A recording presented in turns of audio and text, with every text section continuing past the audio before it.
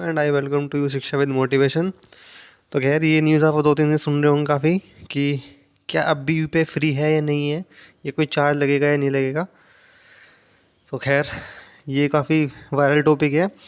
और कुछ अगर मैं बात करूँ तो कुछ यूनिवर्सिटी ऐसी है हमारे यहाँ पे, जो यूनिवर्सिटी तो बहुत ज़्यादा है, ओके अच्छी बात है एजुकेशन के लिए, लेकिन कुछ यूनिवर्सिटी ऐसी है जो रियलिटी चेक न्यूज़ नहीं होती उनको बढ़ावा देती रहती हैं। फॉर एग्जाम्पल जैसे व्हाट्सएप यूनिवर्सिटी है, फेसबुक यूनिवर्सिटी है, इंस्टा यूनिवर्सिटी है। रियलिटी चेक नहीं होता न्यूज़ पे, वहाँ पर कुछ भी करते हैं। और लोग, कुछ लोगों को मैंने सुना है कि अब मैं यूपीआई यूज़ ही नहीं करूँगा क्योंकि यूपीआई चार्ज हो गया है। खैर मैं आप लोग किस तरह क्लियर कर देता हूँ कि आप लोगों को एज ए कस्टमर कोई चार्ज नहीं पे करना है। आई रिपीट माई सेंटेंस, आप लोगों को एज ए कस्टमर कोई एक्स्ट्रा चार्ज पे नहीं करना है।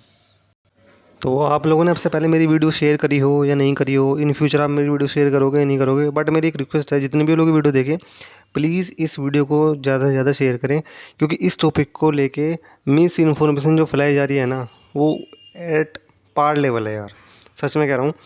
तो मैं इसलिए कहूँगा जितने भी लोग इस वीडियो को देखें तो प्लीज़ ज़्यादा से ज़्यादा शेयर करें। इस वीडियो को ज़रूरी कर दें। अब से पहले मैंने इतनी रिक्वेस्ट नहीं की, तो इस बार मैं कह रहा हूँ कि क्योंकि इस टॉपिक को लेकर ना मिस इन्फॉर्मेशन इतनी फैलाई जा रही है ना, इतनी फैलाई जा रही है कि लिमिट से बाहर है यार। तो मैं चाहता हूँ कि सबको रियलिटी चेक पता चले कि आखिरकार रियल न्यूज़ क्या है। क्योंकि यूपीआई इंडिया को लेके ना एक बहुत बहुत ग्रैंड सक्सेस रहा है, और इन फ्यूचर भी ये इसका सक्सेस रेट ज़्यादा होने वाला है। इवन अब तो इंडिया से बाहर भी अदर कंट्रीज़, बहुत सारी ऐसी कंट्रीज़ है जिन्होंने यूपीआई को एक्सेप्ट कर लिया है। भूटान ने तो अपना फर्स्ट पेमेंट जो ऑनलाइन डिजिटल ट्रांजेक्शन का प्लेटफॉर्म है वो यूपीआई से ही स्टार्ट किया है। तो इसलिए कहना चाहूँगा कि ये बहुत ग्रैंड सक्सेस है इंडिया के लिए, यूपीआई के लिए। अदर कंट्री से कंपैरिजन करें तो इंडिया बहुत फार अवेलेबल है, बहुत ज़्यादा आगे है और अदर कंट्रीज से बात करें तो मैंने कह दिया कि आप लोगों को एक्स्ट्रा पे नहीं करना, जो आम लोग हैं उनको कोई एक्स्ट्रा पे नहीं करना। तो जानते हैं इस न्यूज़ के बारे में और डिटेल में। जो न्यूज़ डेवलपमेंट हुई है उससे क्या होगा कि जैसे ये है कि और 2000 जो है एक्स्ट्रा चार्ज होगा, तो इससे क्या है कि कंपनीज़ को एक्स्ट्रा बेनिफिट भी मिलेगा। क्या बेनिफिट मिलेगा किसको नहीं मिलेगा, तो वो हम डिटेल में डिस्कस करते हैं। चलिए शुरू करते हैं आज की क्लास। पहली बात तो ये कि ये टॉपिक इतना वायरल इसलिए हो रहा है क्योंकि आज की डेट में इंडिया प्रेजेंट में 40% जो लोग हैं डिजिटल ट्रांजेक्शन करते हैं, वो 40% लोग डिजिटल ट्रांजेक्शन करते हैं। इसलिए तो बहुत बड़ा एक्सपेक्ट है एक पॉपुलेशन का जो डिजिटल ट्रांजेक्शन करता है। तो इस वजह से ही ये टॉपिक ज़्यादा वायरल, ज़्यादा न्यूज़ में है। अगर यूपीआई के ट्रांजेक्शन की पास्ट ईयर की और एक्सपेक्टेड ईयर की बात करें तो ये 2016 में जब स्टार्ट हुआ था, और आज अगर 2003 की बात 2023 की बात करें तो 79.5 ट्रिलियन इंडियन रुपीज़ में ट्रांजेक्शन हो चुके हैं। इट मीन्स कि फाइनेंशियल ईयर 22 में एक ईयर में 1 ट्रिलियन का मार्क क्रॉस किया है यूपीआई ने। और आगे एक्सपेक्ट किया जा रहा है कि 2025 तक 115.4 ट्रिलियन तक ये ट्रांजेक्शन बढ़ सकती है। तो बहुत ग्रैंड सक्सेस है यूपीआई की बात करूँ तो इस वजह से ही ज़्यादा न्यूज़ में था कि ज़्यादा लोग यूज़ करते हैं। इवन 40% पॉपुलेशन जो इंडिया की आज है वो यूज़ कर रही है। और ज़्यादा कोई बड़ी बात नहीं है कि हो सकता है कि इस ईयर के एंड या नेक्स्ट ईयर तक 50% तक भी ये रेशियो पहुँच जाए। अगर मैं अदर कंट्री से कंपैरिजन में बात करूँ ना, तो जो इंडिया का जो रैंक है ना वो देखो 25.5 बिलियन। और अगर चाइना की बात करूँ तो 15.7 बिलियन। फिर थर्ड प्लेस पे है कोरिया जिसके 6 बिलियन। एंड फिर थाईलैंड है 5.2 बिलियन। फिर बात आती है ग्रेट ब्रिटेन की जो 2.8 बिलियन। फिर नाइजीरिया की 1.9 1.7 बिलियन। Korea 1.3 billion. ब्राज़ील और यूएस के देखो, यूएस इतना डेवलप कंट्री है, इतनी सबसे बड़ी इकोनॉमी है, जीडीपी है 1.2 बिलियन। और देन उसके बाद बात आती है मैक्सिको 0.9 बिलियन। तो इंडिया का जो नंबर है वो सबसे ज़्यादा है, और जो डिफरेंस अदर कंट्री से वो बहुत ज़्यादा मेजर है। तो मुश्किल है कि कोई और कंट्री हमको ओवरटेक कर जाए, तो वो रियल टाइम पेमेंट सिस्टम में। तो ये तो बहुत ग्रैंड सक्सेस है इंडिया के लिए, बहुत प्राउड की बात है कि डिजिटल पेमेंट हमारा इतना बढ़ावा दिया गया गवर्नमेंट के द्वारा भी, और लोगों ने भी काफ़ी यूज़ किया है। तो एक बहुत अच्छी बात है। अगर यूपीआई ट्रांजेक्शन की वॉल्यूम की इंक्रीज़ की बात करें तो 1.9 वैल्यू रेज हुई है ओवर द ईयर्स। जैसे 1.9 हुआ लास्ट ईयर, उससे लास्ट 1.755 और 22 में हुआ है। ट्रांजेक्शन्स की बात करें क्वार्टर वन में 2020 में 13.61 हुआ। फिर 21 में 15.32 हुआ। क्वार्टर थ्री में 19, फिर क्वार्टर 4 में 23.67। अगर क्वार्टर 4 22 की बात करें तो 36.84। ये लाख करोड़, जो अमाउंट है लाख करोड़ में है, जो ट्रांजेक्शन है। तो 36.84 लाख करोड़ की ट्रांजेक्शन हुई है लास्ट क्वार्टर 4 में 22 में। तो एक ग्रैंड सक्सेस है again. Countries that have partner to use India's UPI, जिन अदर कंट्रीज़ ने यूपीआई को एक्सेप्ट किया है, जो पार्टनरशिप की है यूपीआई के साथ, वो देखो यूके है, Netherlands, Belgium, Luxembourg, Switzerland, France, Oman, UAE, Thailand, Malaysia, Singapore, Philippines, Taiwan, Japan, South Korea, Hong Kong, Bhutan, Nepal, Vietnam. India से अलग भी कितनी सारी कंट्रीज़ है, और ये नंबर बढ़ेगा। ये स्टार्टिंग है जस्ट अभी। कितने साल हुए हैं? 2016 में आया और 23 चल रहा है, तो अप्रोक्स 8 ईयर्स में। अब देखो, अब 8 ईयर्स में तेरी ग्रैंड सक्सेस है, तो अगर डबल करो 16 ईयर्स के बाद, तो कंट्री का रेशो 2 और 3 टाइम्स हो जाएगा। तो ये बहुत सक्सेस होने वाला है इंडिया का। ये प्लेटफॉर्म बहुत आगे तक जाने वाला है। और अभी इसमें रशिया नहीं है, इन फ्यूचर रशिया भी टाइप करने वाला है, बात चल रही है। रशिया नहीं है और ऑस्ट्रेलिया और रशिया दोनों ही इसको टाइप करने वाली हैं इन फ्यूचर। 1 मंथ और 2 मंथ में ये भी साइन कर लेंगे इसको, एनपीसीआई के साथ ये पार्टनरशिप। एनपीसीआई कौन है?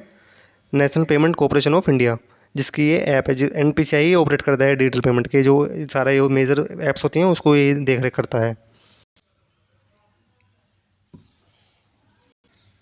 अगर ऐप वाइज यूपीआई ट्रांजेक्शन की हम वैल्यू की बात करें जनवरी 2023 को लेके, तो जो सबसे ज़्यादा रेशियो है ना, वो फ़ोनपे का है। फ़ोनपे से 50% ट्रांजेक्शन होती है। सेकंड नंबर आता है इसमें गूगल पे का 34.2%। थर्ड नंबर आता है इसमें पेटीएम का 10.8%। और अदर्स का है 3.5, जैसे व्हाट्सअप पे हो गया, या फिर एक रोज़र पे वगैरह आते हैं, ये ज़्यादा है उनका रेशो। और फिर क्रेडिट जो है, क्रेडिट का 1.5 रेशो है। तो सबसे ज़्यादा फ़ोन पे यूज़ होता है, सेकंड पे गूगल पे, थर्ड पे पेटीएम। इन तीनों ने ही देखे तो सबसे ज़्यादा रेशो है, अगर शेयर की बात करें तो ट्रांजेक्शन की। और मैं यहाँ आप लोगों को एक बात और क्लियर कर दूँ, जो यूपीआई जैसा सिस्टम होता है ना, जैसे इसको गवर्नमेंट चलाती है, तो इसको गवर्नमेंट को मैनेज करने के लिए per year millions of dollar खर्च होते हैं। तो ये आप गवर्नमेंट ऑफ इंडिया का गिफ्ट समझ लीजिए कि गवर्नमेंट को चार्ज नहीं करती है, क्योंकि इसको मैनेज करने में चार्ज लगते हैं। NPCI recommends PPI charge. PPI charge means prepaid payment interface. ये जो सारे हैं ना, फ़ोनपे, पेटीएम, गूगल पे, ये सब पीपीआई मॉडल हैं। PPI model means prepaid payment interface for UPI payments starting from 1 अप्रैल, जो कि 1 अप्रैल से स्टार्ट होगा। Merchants carrying out transaction through out the unified payment interface. और जो न्यू डेवलपमेंट हुई है ना, इससे क्या होगा? पेटीएम, गूगल पे और फ़ोनपे, इनको बेनिफिट होगा। इनका इनका इनका सोर्स ऑफ इनकम में इंक्रीमेंट होगा।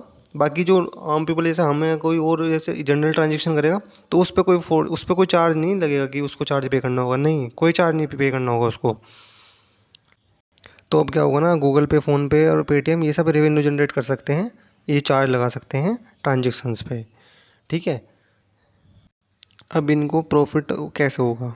जैसे बेसिकली अभी आप यूपीआई यूज़ करते हो, तो बेसिक क्या होता है, आप अपना अकाउंट लिंक करते हो डायरेक्ट, और अकाउंट लिंक करने से आप 10, 20, 30, 500, 1000, 2000 अमाउंट ट्रांसफ़र कर देते हो bank to bank through UPI या गूगल पे या फ़ोनपे डायरेक्टली। ठीक है।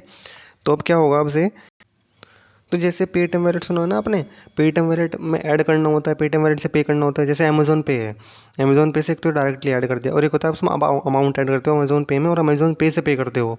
ऐसा पे, जैसे फ़ोन पे का भी वॉलेट होता है, गूगल गूगल पे तो डायरेक्ट वर्क करता है। तो जो आप वॉलेट में ऐड करके जो ट्रांजेक्शन करोगे ना, तो जो पीपीआई के वॉलेट होते हैं ना, प्रीपेड पेमेंट इंस्ट्रूमेंट, तो इनके जो जैसे वॉलेट होते हैं ना, वॉलेट में ऐड गया, तो जब आप डायरेक्ट यूपीआई से पे करते हो, तो यूपीआई में आपको कोड डालना पड़ता है, थोड़ा डिले भी होता है, कभी कभी वो सर्वर डाउन दिखा देता है, ट्रांजेक्शन रुक जाती है। तो ये पीपीआई वाले वॉलेट वाले क्या कह रहे हैं, ये कह रहे हैं, अगर आपको समझ लो जल्दी इमरजेंसी क्विक ट्रांजेक्शन करनी है, तो आप हमारे वॉलेट में ऐड करके रखो 1000 2000 जितने भी ऐड करके रखने हैं, और आप उसको क्विक पेमेंट कर सकते हो। आपको कोड डालने की जरूरत नहीं है, बार बार वो डालने की जरूरत नहीं है।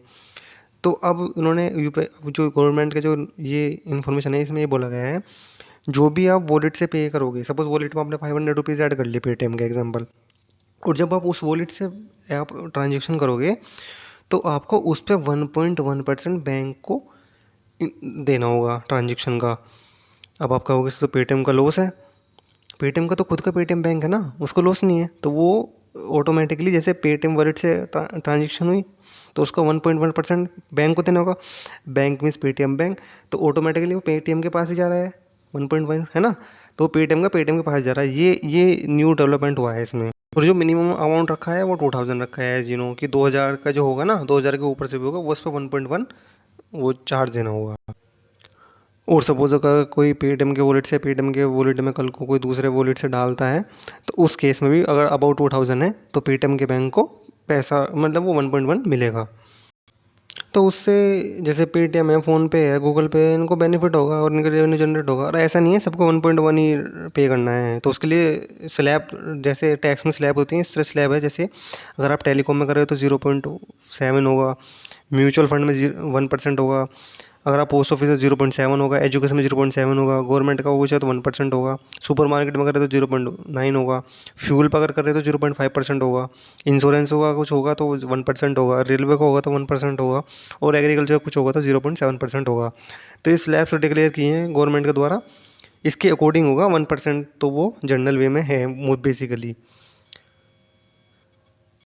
और मैं अगेन रिपीट करता हूँ, आपको ये जो ट्रांजेक्शन्स हैं, ये जो स्लैब्स हैं, ये जो न्यूज़ डेवलपमेंट है, आपको एज ए कस्टमर आप पे नहीं लगेगी। मैं फिर कह रहा हूँ, आप इससे फ्री ऑफ कॉस्ट हो, आपको पे नहीं करना। जनरल जो ट्रांजेक्शन होगी उसको पे नहीं करना। जैसे मैंने बताया जिस तरह से प्रोसेस है उसी तरह से वो पे होगा। कोई जनरल आदमी को लोग पे करेंगे तो उसका वो नहीं, उस पर नहीं लगेगा वो कि उसको पे करना है, तो ऐसा कुछ नहीं है। तो आप इस मिस इन्फॉर्मेशन से बाहर निकलिए और लोगों को बताइए, क्योंकि यार ये बहुत ज़रूरी है। अगर ये आम लोगों के लिए, जनरल पीपल्स के लिए बहुत ज़रूरी है। अगर कल को चार्ज लगाना स्टार्ट होगा तो लोग यूज़ ही नहीं करेंगे, और जब लोग यूज़ नहीं करेंगे तो ट्रांजेक्शन का फिर हिडन होगा, ट्रांजेक्शन शो नहीं करेंगी, फिर ब्लैक मनी का इशू आएगा। तो इस वजह से गवर्नमेंट इस पे चार्ज नहीं लगा सकती कभी भी। गवर्नमेंट को पता है। इस बहाने क्या होता है कि अगर सपोज़ आप 10 रुपये पे कर रहे हो ना, सपोज़ आप इस वेंडर को 10 रुपये पे कर रहे हो यूपीआई से, पेटीएम से, तो वो दिख तो रहा है ना गवर्नमेंट को, हाँ 10-20 जा रहा है, 50 पे जा रहा है, 100 इस पे जा रहा है, 20, तो वो दिख तो रही है ना ट्रांजेक्शन। कल को सपोज़ करो यूपीआई यूज़ ही करना बंद कर दिया उसने कि चार्ज लगना स्टार्ट हो गया, तो वो तो यूज़ ही नहीं करेगा, फिर तो कैश ट्रांजेक्शन स्टार्ट हो जाएगी पहले की तरह फिर भी। तो उससे फिर टैक्सेशन का चोरी होना, ये सब चीज़ें बढ़ जाएंगी। तो गवर्नमेंट कभी भी इस पर टैक्स नहीं लगा सकती। गवर्नमेंट को पता है कि इसका बेनिफिट बहुत ज़्यादा है, तभी गवर्नमेंट इतने मिलियंस डॉलर खर्च करती है पर रिस्क मैनेजमेंट करने के लिए, कि एज ए गिफ्ट समझ लो आप लोग गवर्नमेंट का ये लोगों के लिए। और अच्छा भी है, कैश का बहुत बेनिफिट है। सपोज़ आप कैश का लेके पॉकेट में घूमते रहो या वॉलेट लेके घूमते रहो, लेकिन नहीं, फ़ोन होता है तो आप झटाक से कर देते हो कहीं भी कुछ भी, तो बहुत ज़्यादा बेनिफिट है इसके लिए तो। और जिस तरह से कैश का यूज़ डिक्लाइन हुआ है ना, और ये एक्सपेक्टेशन ये लगाई जा रही है कि 2026 तक जो यूपीआई है उसके थ्रू जो उसका मार्केट होगा ट्रांजेक्शन का 1.5 मतलब 150 यूएस बिलियन डॉलर तक पहुंच सकता है। जिस तरह से इंक्रीमेंट हो रहा है, जिस तरह से ग्रोथ हो रही है ना यूपीआई की, इसको देखते हुए। और अब कुछ बात कर लेते हैं एनपीसीआई की, national payment corporation of India. Payment and settlement act 2007 से इसका इस्टेब्लिशमेंट हुआ था, उसके थ्रू इसको फॉर्म किया गया था reserve bank of India RBI के द्वारा, और इंडियन बैंक्स एसोसिएशन आईबीएम के कोलैबोरेशन के साथ इसका इस्टेब्लिशमेंट हुआ था, इंडियन नेशनल पेमेंट कॉरपोरेशन का। कब इस और जो किससे एग रेगुलेट होती है, ये होती है सेक्शन 25 ऑफ कंपनी एक्ट 1956 से, और एमेंड जो कि एमेंड किया गया था 2013 में। जैसे आधार अनेबल्ड पेमेंट सिस्टम, ये भी एनपीसीआई मैनेज करती है, यूपीआई भी एनपीसीआई मैनेज करती है, जो रुपे कार्ड है ये भी एनपीसीआई मैनेज करती है, जो नैच है नेशनल ऑटोमेटिक क्लियरिंग होम, ये भी एनपीसीआई मैनेज करती है। ये एनपीसीआई एक कहते हैं अम्ब्रेला कॉरपोरेशन है, जिसके अंडर ये सारी जितनी फास्टैग है ये भी एनपीसीआई मैनेज करती है। तो आरबीआई की एक अम्ब्रेला ऑर्गेनाइजेशन है जो ये सब मॉडल को मैनेज करती है। तो उम्मीद करता हूँ आपको सेशन पसंद आया होगा। तो वीडियो को ज़्यादा से ज़्यादा लाइक और शेयर करें, चैनल पर नए हैं तो चैनल को सब्सक्राइब कर लें फॉर ऐसी ही इंटरेस्टिंग इन्फॉर्मेशन के साथ। तो थैंक यू सो मच।